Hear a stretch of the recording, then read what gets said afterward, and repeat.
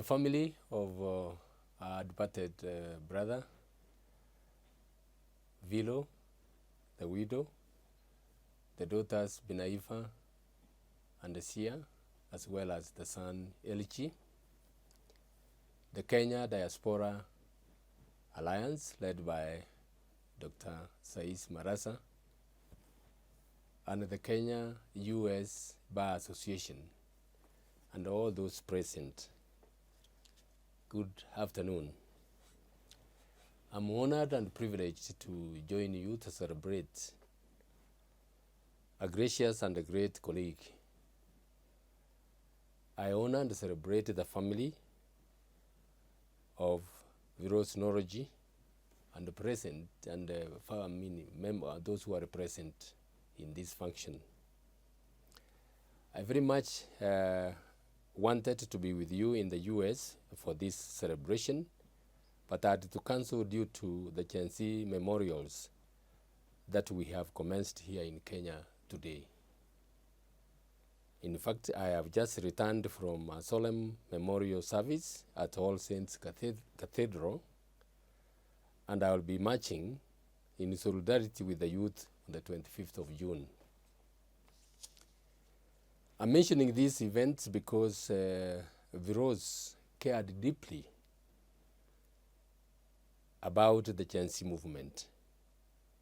I have watched the remarks he made exactly a year ago as Gen Z-led finance bill protests were unfolding in Kenya during a similar event honoring the now late Professor Ngugi wa Thiong'o in Atlanta.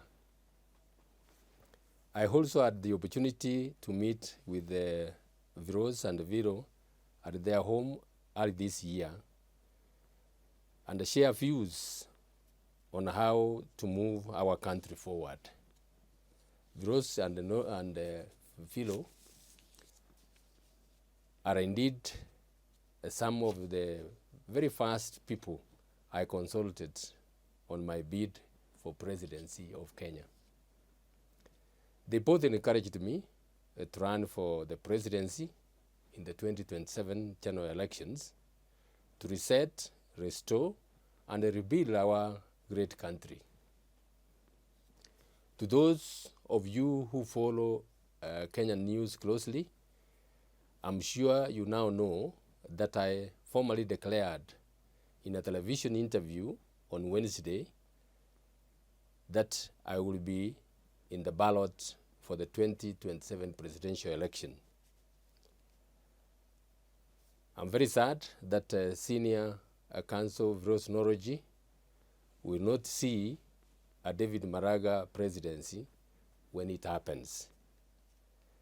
But it is precisely that point that makes me nostalgic about two defining traits of Pheroze Nowrojee: Pheroze the mentor and Pheroze the activist. Let me start with the Pheroze the mentor. If there is one defining and enduring characteristic of Pheroze as a professional, it is the number and the diversity of Kenyan lawyers that he mentored throughout his professional life. Pheroze possessed rare traits as a professional.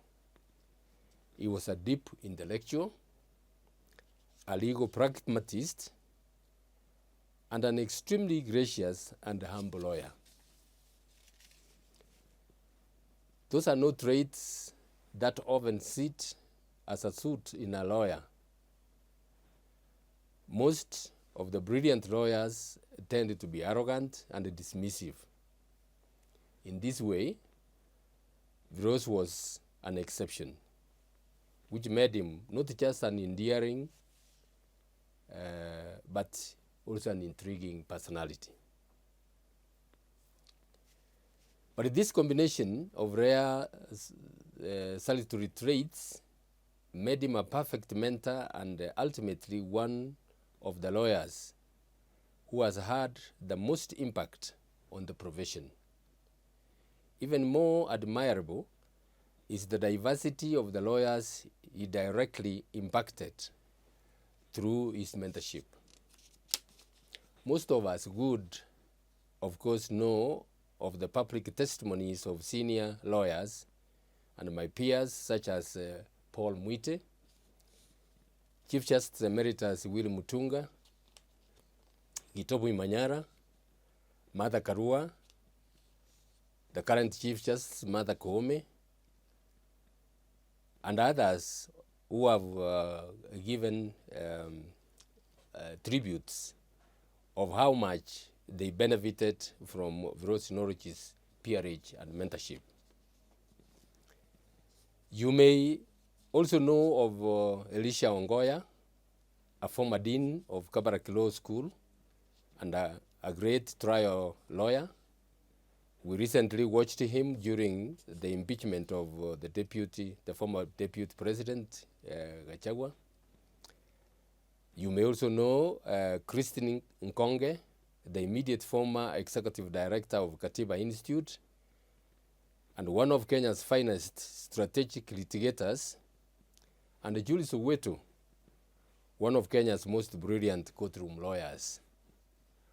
All of them are generations down my generation, but they share the adoration and the endless personal stories of how Pheroze shaped their professional values and professional success.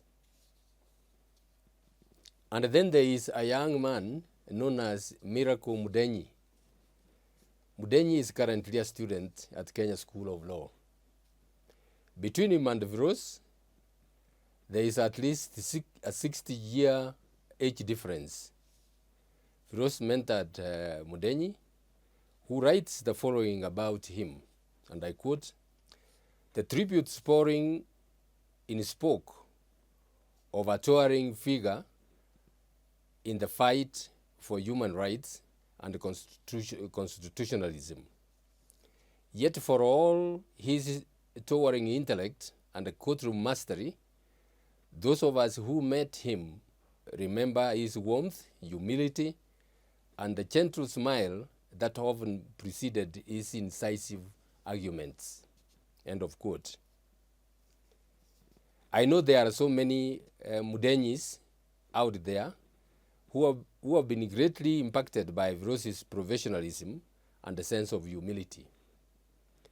In the legal profession, young lawyers do not often remember lawyers 60 years their senior for warmth or humility,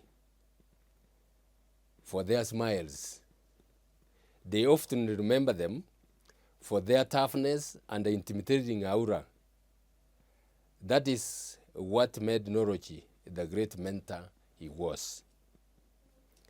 His adoration comes from that humility, even though for decades he was intellectually and in many ways always at the top of his profession.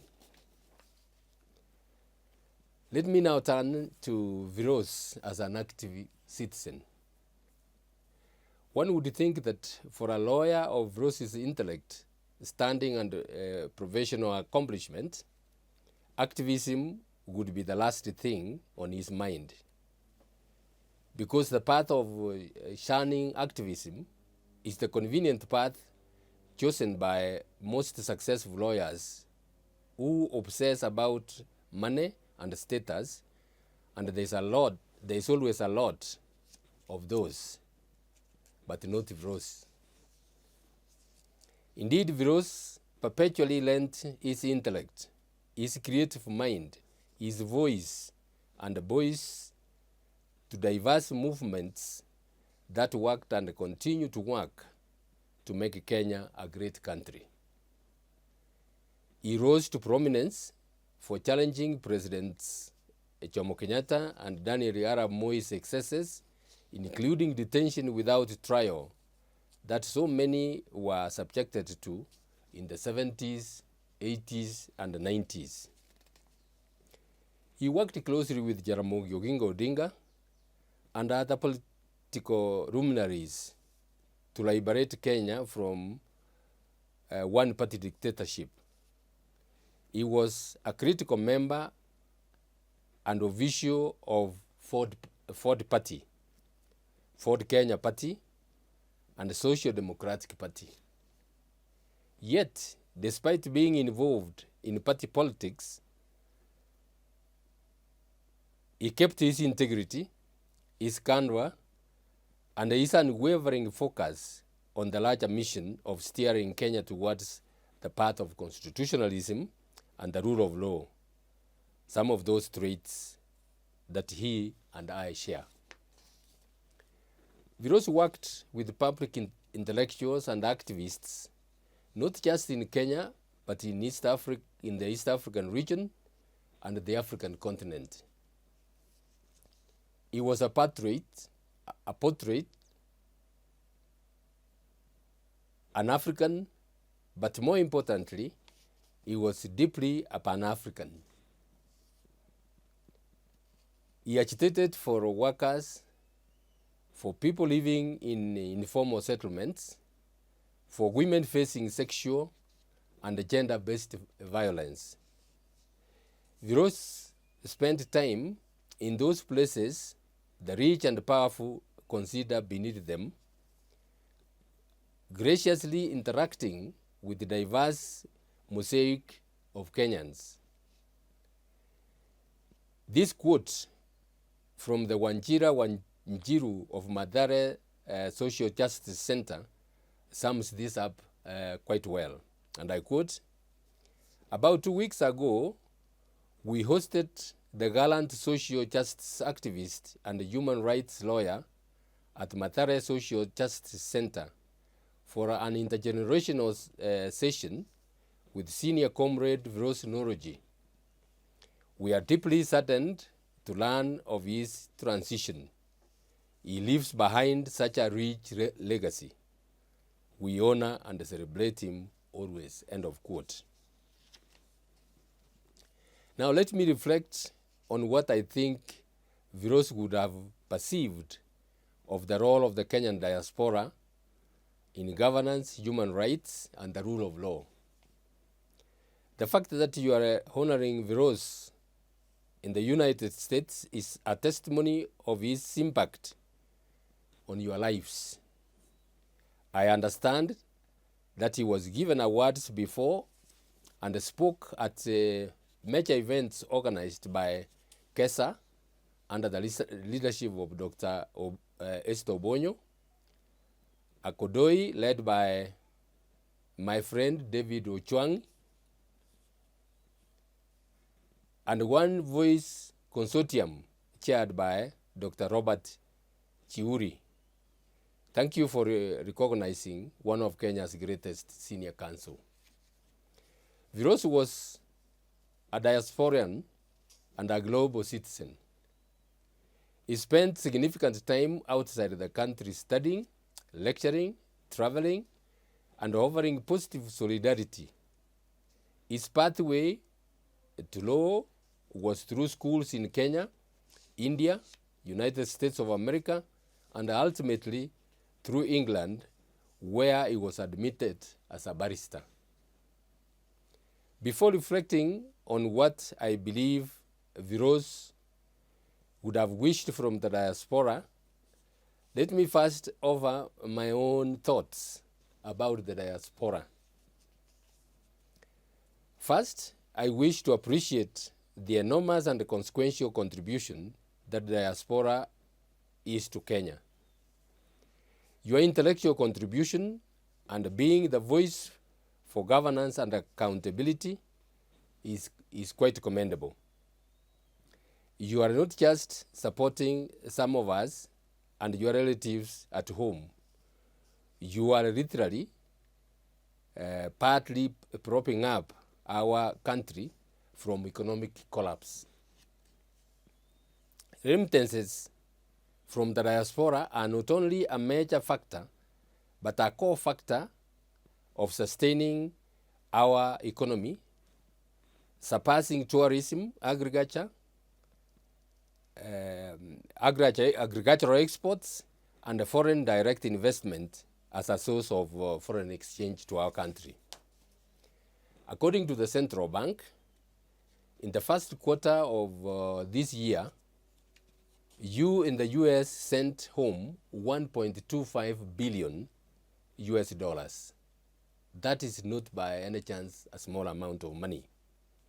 This is why the voice of the diaspora must not be ignored.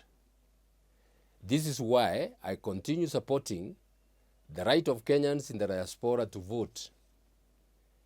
Your money must count. Your intellect must count. I intend to work with your representatives to push for more polling centers beyond DC, New York, and Los Angeles. The law provides for easy access to voting centers. There is no reason for someone to fly from Dallas, Houston, or Minneapolis to go to Washington, D.C. to vote.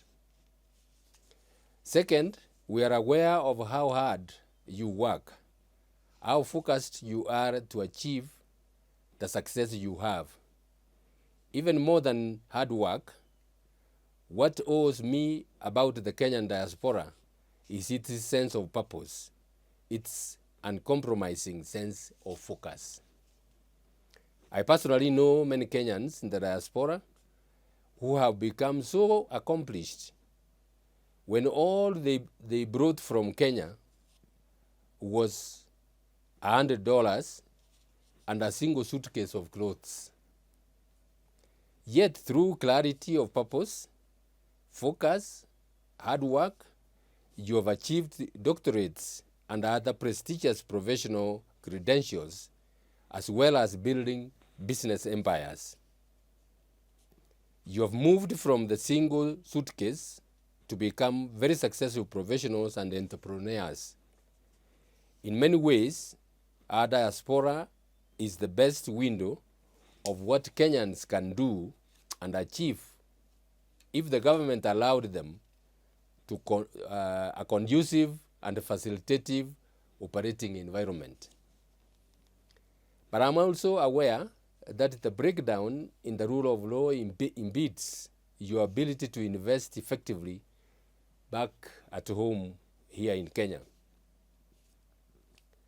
That the lack of respect for contracts, the trust deficit in the institutions, and the lack of predictability in the political environment are major setbacks. I have great hope that we can address these issues if we have leaders that respect and obey the law. We will, ladies and gentlemen, I can assure you that. Today I have a challenge for you all, and I believe it is the challenge that Pheroze had for you. In the end, your individual accomplishments, however great, can never displace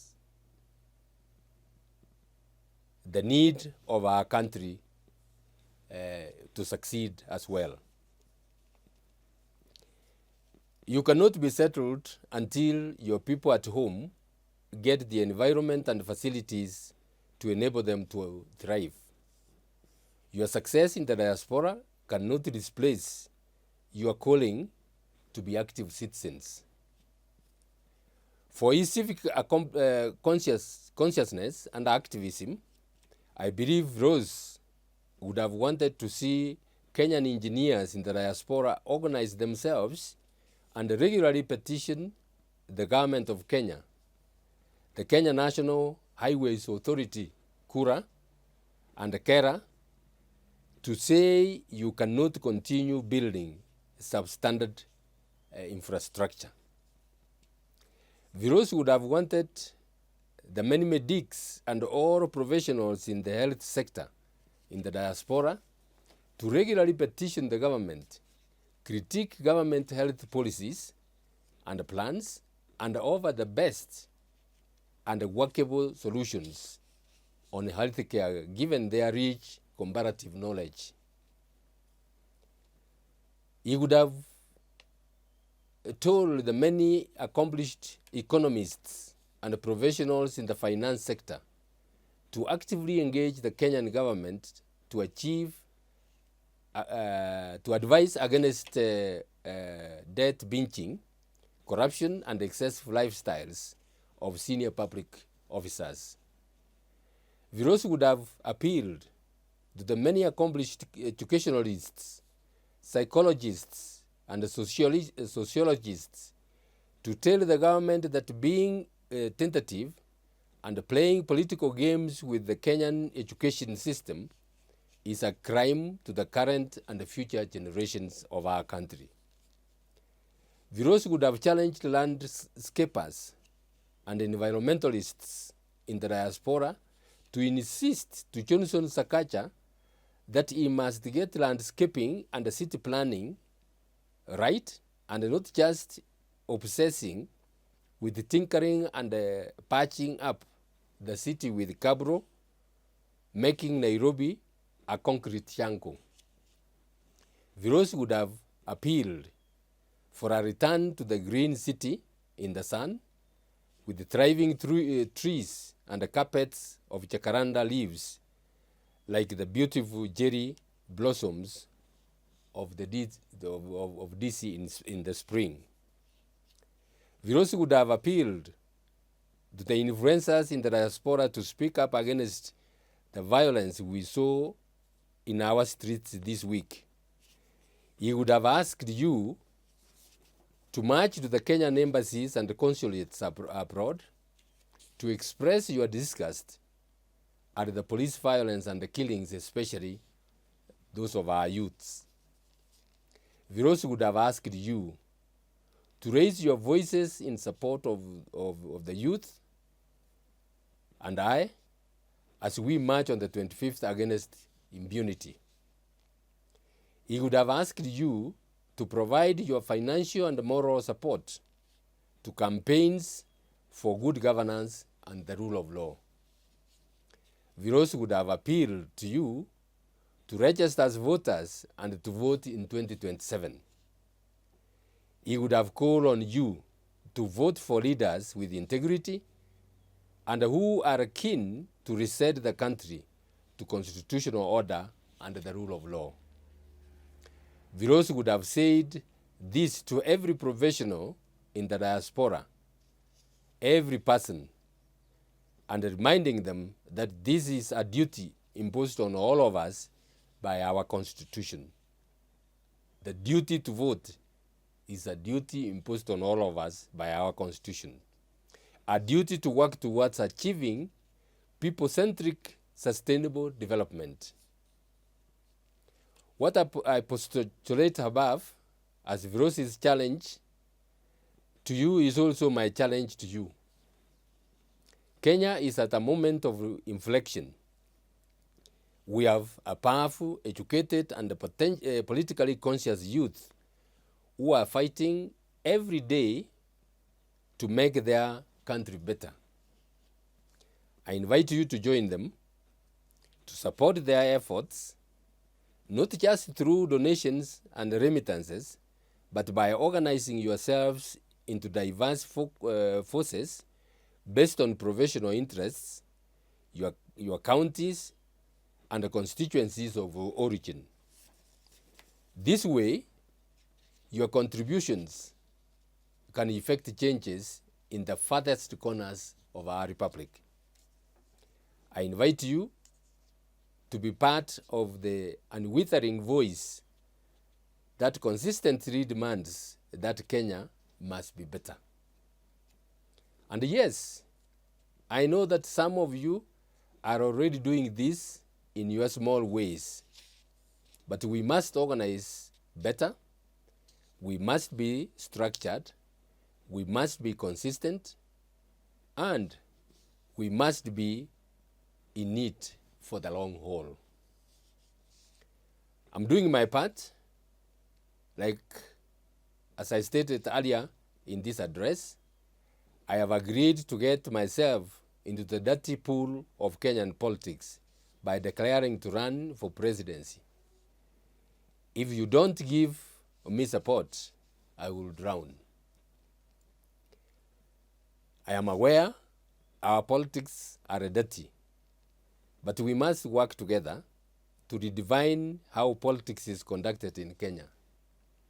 Let us reboot the politics in Kenya from that of grouped tribal majorities and opaque politicians to a majority that despite their ethnic origins can agree to be virtuous, ideological, and determined to respect, restore, and rebuild Kenya.